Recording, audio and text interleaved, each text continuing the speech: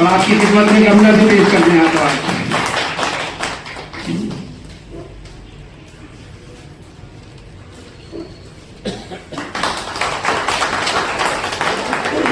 मैं शहादत अली निजामी साहब से दरखास्त कर रहा हूं कि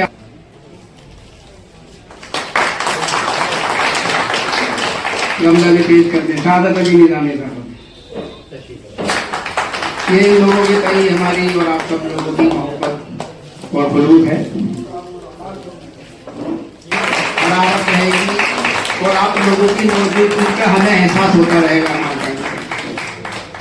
हैदराबाद से तशरीफ लाए हैं, अभी आपका एक शेरी नातिया मजमुआ मंजर आम पर आया है और कुछ महीने पहले माशाअल्लाह उम्रा करके भी आए हैं हमारे सैयद सुलेमान अब्दुल कदीर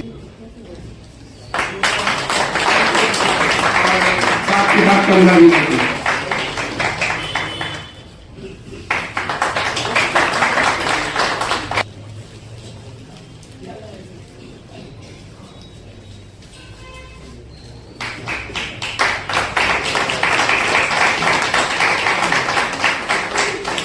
सुलेमान अब्दुल कदीर सिद्दीकी साहब